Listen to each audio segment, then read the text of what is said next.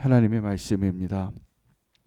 오늘 본문은 사실은 모두가 다 이스라엘을 향한 하나님의 메시지입니다. 오늘 이 로마서 9장 25절부터 33절까지의 말씀은 구약에 많은 선지자들이 등장하지만 그 선지자들의 메시지의 핵심이 여기 담겨 있습니다. 왜 하나님께서 구약에 예수 그리스도께서 오시기 전에 또 북이스라엘과 남유다가 멸망하기 전에 그렇게 많은 선지자를 보내셨냐 하면 돌아오라는 거였습니다. 너희가 지금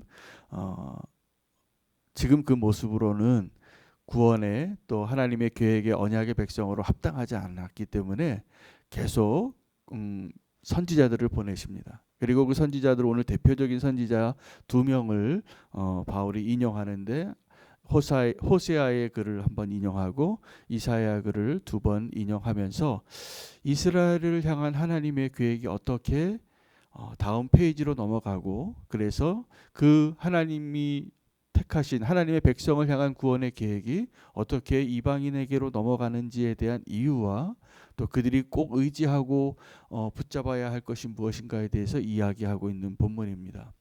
여러분, 호세아서는 성경에 나온 러브 스토리 가운데 가장 진한 러브 스토리는 아가서입니다. 그런데 그 아가서는 뜨거운 청춘의 사랑이에요. 서로 막 이렇게 나 잡아봐라 하고 또 숨었다가 또 못 찾아서 안타까워하고 애달파하는 그러한 사랑이 담겨져 있다면 이 호세아서가 진짜 사랑의 이야기입니다. 그 사랑하는 그 여인이 신실하지 않아요. 그런데 그 남편이 그 여인을 포기하지 않습니다. 근데 그 마음을 신부가 되었던 이스라엘은 그걸 모르고 있어요. 그래서 호세아를 보내서 그 신실하지 못한 그 아내를 어떻게 사랑하는 남편인가를 보여주기 위하여 그의 인생 가운데 그의 배우자를 음란한 여인과 결혼하라는 명령을 먼저 받습니다. 그래서 이 호세아가 낳은 3명의 자녀의 이름이 이스르엘, 로루하마, 로암미 이렇게 셋이 되는데 이스라엘은 하나님께서 이스라엘의 화를 꺾으신 지명의 이름이기도 하지만 심판의 메시지예요. 분노하셨다는 거죠. 이스라엘을 향한 분노의 마음이 담겨져 있습니다. 로루하마라는 뜻은 내가 이제 너희를 더 이상 긍휼히 여기지 않겠다. 로암미는 너희는 더 이상 내 백성이 아니다. 난 너희랑 이제 상관이 없다. 이 메시지를 전하기 위하여 호세아는 사랑했는지 모르겠지만 사랑스러웠는지 모르겠지만 신실할 수 없는 여인이죠. 창녀와 같은 여인과 음란한 여인과 결혼하게 해요. 그리고 그로 함께 자녀 3명을 낳는데 그 아비가 누군지 몰라요. 그런데 그 아기는 내 아기라고 데려왔는데 이스라엘, 로루하마, 로암미인 거예요. 근데 그 호세아 1장에서부터 벌써 하나님께서는 그 음란한 여인과 낳은 자녀에 대한 이름을 바꾸십니다. 너희의 그 자손이 저 바다의 모래와 같이 많을지라도 내가 남은 자로 인하여 구원을 다시 회복하게 할 것이고 이름을 바꿔줘요. 근데 그 이름이 어떤 거냐면 앞에 로는 노라는 뜻입니다. 자, 루하마 암미라는 이름으로 바꿔요. 긍휼을 입은 자로 또 내 백성으로. 그런데 긍휼을 입은 자와 내 백성이 누구냐 하면 이스라엘이 아니에요. 내 백성이 아닌 자로 하여금 루하마라고 하고 암미라고 하고 긍휼을 여김을 받지 못할 자들을 내가 루하마라고 하겠다라는 것이 이 호세아서의 메시지예요. 그리고 그 이후에는 처절한 하나님의 사랑의 이야기가 기록이 되어져 있어요. 논쟁해봐라.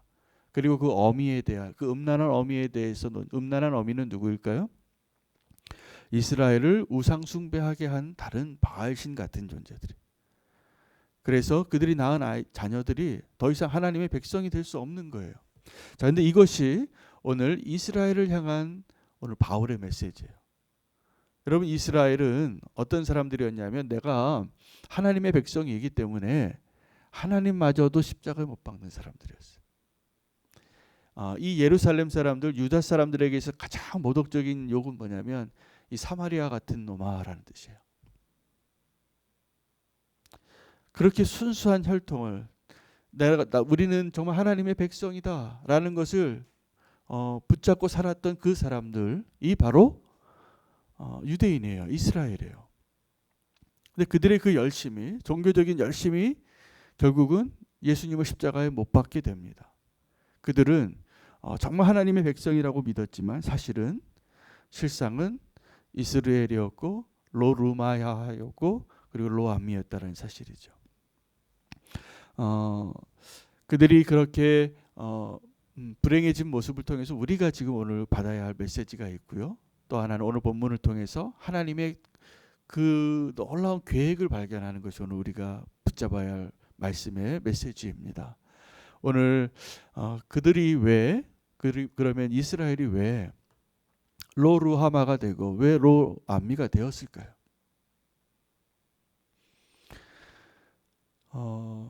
그들이 오해했기 때문입니다. 하나님이 그 이스라엘이라는 한 민족을 세우기 위하여 아브라함 때부터 아무 조건 없이 자격 없이 평범했던 한 사람을 택하여서 불러서 그로 하여금 한 민족을 세우기까지 언약하시고 할례를 주시고 모세를 통하여 율법을 주시고 그리고 하나님의 이름을 주시고 그들이 하나님의 백성인 것을 합당하지 않고 연약함에도 불구하고 온 천하에 드러내기 위한 하나님의 계획이었어요. 축복이죠. 그런데 이 축복이 가장 그들을 위험하게 만든 이유이기도 합니다. 여러분 우리가 이것을 잘 알아야 됩니다. 내가 하나님께 받은 축복이 많은 것들이 있죠. 근데 그 축복이 정말 하나님이 구원 얻게 하는 그 핵심을 떠나서 여러분 아브라함이 무엇으로 구원을 얻고 의롭다함을 얻었습니까? 믿음으로입니다. 그 이후에 모든 이스라엘 사람들이 하나님의 백성으로서 구원 얻고 하나님의 백성이 될 수 있는 유일한 조건 하나가 믿음이었는데 그들이 다른 걸 의지하고 붙잡고 있었던 것이죠. 신앙생활을 하다 보면 우리가 너무나 쉽게 내가 주를 위한 헌신, 주를 위한 공로, 주를 위한 나의 그 영적인 열심들 이것이 내가 신앙생활하는 내가 그래도 교회 나오는 이유가 될 때가 있습니다. 그러나 오늘 이스라엘의 모습을 통해서 오늘 우리가 배워야 할 것은 우리가 날마다 믿음으로 주님 앞에 서야 한다는 사실입니다. 그래서 우리가 날마다 믿음 앞에 믿음으로 서지 아니하면 오늘 이스라엘에게 했던 그 모습으로 동일한 결론으로 다가갈 수 있기 때문에 그렇습니다. 여러분 지금 우리가 오늘 그래서 이 바울의 메시지는 너무나 분명해요. 이스라엘이든지 헬라인이든지 다 믿음으로 서야 한다는 것입니다. 믿음으로. 우리는 믿음으로 서야 할 그러한 자리에서 믿음이 아니어도 하나님이 함께하고 있는 것과 같은 오해할 만한 이유가 너무 많은 거죠. 유대인이 그랬습니다. 이스라엘이. 그래서 그들이 하나님을 이미 오래전에 떠났어요. 오늘 이 바울이 로마 교인들에게 헬라인입니다. 이 로마인들에게 하나님의 구원의 계획에 대해서 설명해 줄 때 이스라엘의 역사는 이미 하나님께서 예수 그리스도의 십자가가 세워지기 바로 전에 이미 구약 선지자 때부터 그들의 이스라엘의 역사 속에서 계속 반복적으로 호세아의 사랑이 필요한 자들이었어요. 그래서 그 얘기를 하는 겁니다. 그리고 이사야의 메시지는 이겁니다. 너희가 비록 바다의 모래같이 많을지라도 하나님께서 그들을 멸하시고 심판하시고 버릴 수 있다라는 것을 그들이 상상도 안 했어요. 근데 하나님께서 하나님의 계획은 너희가 하늘의 별과 같고 바다의 모래 같을지라도 너희 가운데 구원받을 수 있는 자는 남은 자로 인한 거라. 하나님이 이스라엘 백성이 믿음으로 살지 않으면 구원받지 못하는 거예요. 할례를 받았어도 믿음으로 살지 못하면 구원받지 못하는 거예요. 자, 그런데 그럼에도 불구하고 그들 가운데 하나님의 은혜가 있다라는 거예요. 남은 자, 오늘 그 이사야의 메시지 가운데 27절에 남은 자만 구원을 얻으리라, 또 29절에 만군의 주께서 우리에게 씨를 남겨두지 아니하셨더라면 우리는 소돔과 같이 되고 고모라와 같이 되었을 것이라. 이것이 다 무엇이냐 하면 하나님의 백성들이 이미 하나님을 떠나서 음란한 여인과 같이 하나님의 신실하심에 합당한 배우자가 못 됐을 때 같이 살기 어려운 거죠. 그래서 버린 거예요. 그런데도 하나님은 끝까지 그들을 포기하지 않으시고 남은 자로, 또 남겨진 씨앗으로 그들을 붙잡고 계시다는 것입니다.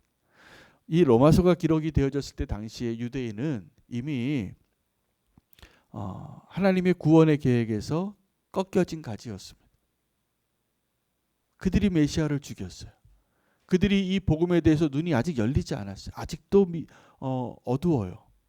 아직도 그 믿음으로 구원받는 것에 대해 새롭게 되지 않았는데 하나님의 계획은 나중에 그 유대인들까지도 구원받게 하실 거라는 것이에요. 그것을 약속하는 거예요. 또 하나. 그래서 호세아서에도 그렇고 이 이사야서에도 그렇고 선지자들의 메시지는 다 동일합니다. 경고였어요. 너희가 지금 하나님의 자녀로서 합당한 자가 맞냐? 너의 마음 가운데 정말 의지하는 것이 하나님이냐 아니면 바알이냐? 여러분, 우리가 오늘 이 말씀을 들을 때요, 우리가 이스라엘 같이 들어야 하고 이방인 같이 소망을 가져야 됩니다. 우리가 이스라엘 같이 오늘 이 말씀을 받는다면 우리가 정말 무엇을 의지하고 살고 있는가를 오늘 생각해 보셔야 돼요. 정말 믿음을 의지하고 계십니까? 여러분, 오늘 나중에 그 30절부터 33절까지의 내용은 너희가 무엇을 의지하고 있느냐에 대한 바울의 질문이에요. 너희가 행위를 의지하느냐 아니면 믿음을 의지하느냐. 행위는 동일한 행위와 그 믿음은 동일한 약속 안에 있지만 행위는 내가 한 것에 대한 것을 더 신뢰하고 의지하는 거예요. 내가 한 행위들, 내가 지금까지 하나님을 위해서 헌신하고 수고하고 내가 지금 이렇게 죄 안 짓고 살고 이런 게 우리의 행위죠. 그런데 그 행위로는 부딪힐 돌에 부딪히고 넘어질 것에 넘어졌다라고 말하는 거예요.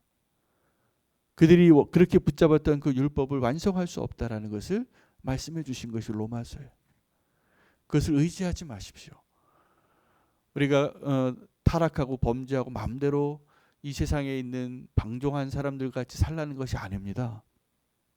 그러나 우리 행위를 의지해서 나의 의로움을 의지해서는 하나님이 주시고자 하는 그 축복을 누릴 수가 없기 때문에요. 예수님께서 하신 것을 의지하셔야 돼요. 하나님의 그 놀라운 은혜를 의지해야 돼요. 우리가 무엇을 의지하고 있는가? 믿음으로 산다. 믿음을 의지한다는 것은 그것입니다. 믿음을 의지하여 구원을 얻는 것과 행위를 의지하여 구원을 얻는 것의 목표 지점은 똑같아요. 근데 무엇을 의지하고 사느냐예요. 무엇으로 그 구원의 길을 지금 가고 있느냐예요. 저는 이렇게 우리가 예배를 드리고 교회의 공동체를 세워갈 때도 우리가 날마다 믿음으로 세워지는 것이 정말 얼마나 중요한가를 제가 날마다 말씀드려야 할 사명이 있는 것 같아요. 안 그러면 우리는 어제 내가 잘했던 것, 내가 칭찬받고 박수 받았던 것, 내가 하나님께 헌신해서 기분 좋았던 것, 감사했던 것, 그거 의지해서 살기 딱 좋아요. 우리 딱 좋아요. 그래서 그것을 의지하는 것이 나의 자랑이 되면 나의 의지하는 것이 되면 진짜 하나님이 주시는 더 큰 은혜들을 누리지 못합니다. 우리가 믿음으로 산다는 것은 예수 그리스도의 십자가의 은혜예요. 거기가 가장 그 최절정이에요.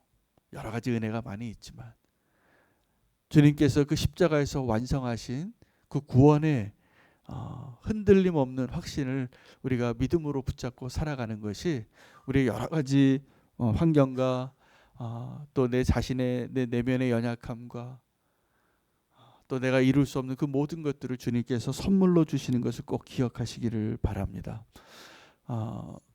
그 호세아서의 메시지도 그렇고 이사야서의 메시지도 동일한데 하나님께서 그들을 향하여 경고하는 메시지와 더불어서 또 하나의 소망을 남겨두십니다. 그게 남은 자예요. 남은 자.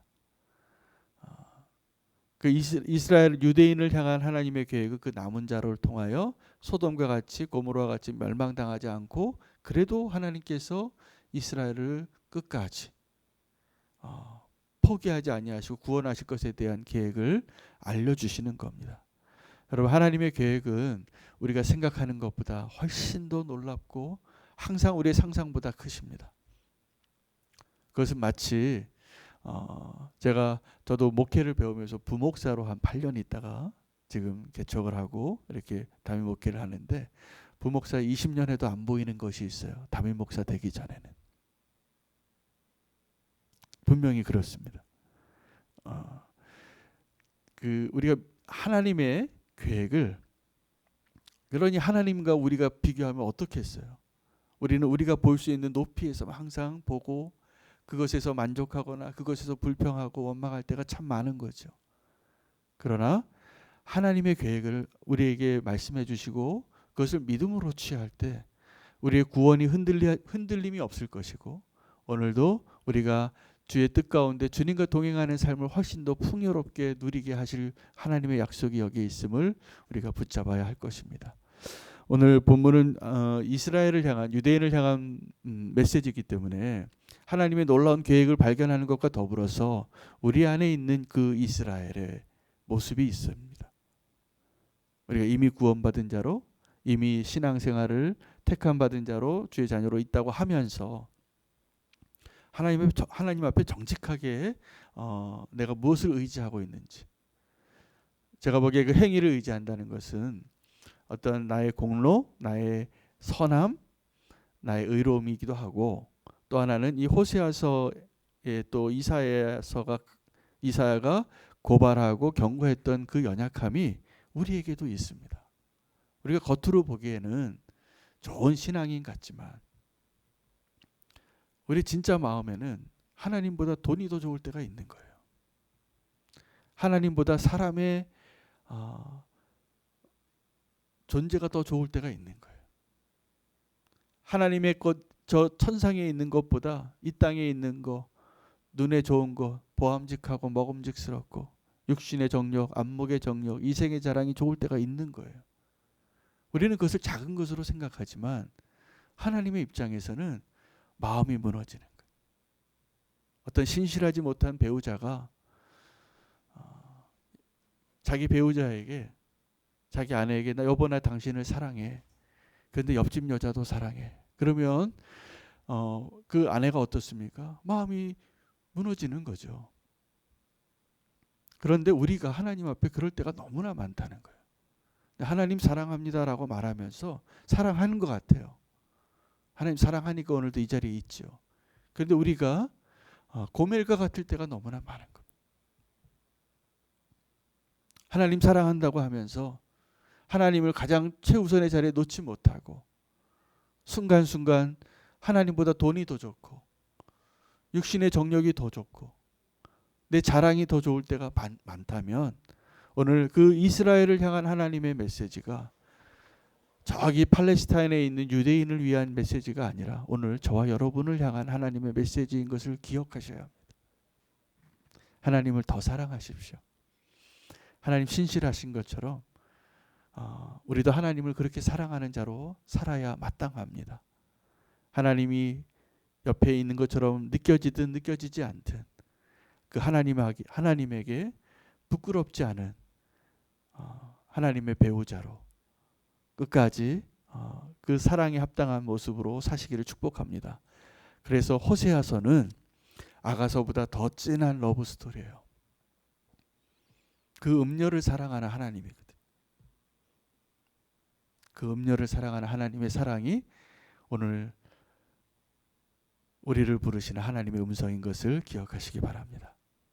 하나님께서 우리를 그렇게 사랑하시기 때문에 우리가 믿음을 의지해서 더 하나님을 사랑하며 고백하는 저와 여러분 되시기를 축복합니다. 오늘 유대인을 향한 메시지였지만 오늘 그 말씀이 오늘 우리에게 적용되어서 내가 행위가 아니라 오직 믿음으로 또 하나님 앞에 신실한 아내로, 배우자로 주님 앞에 다시 한번 결단하며 나아가는 시간 되기를 원합니다. 주님 사랑합니다. 더 사랑하겠습니다.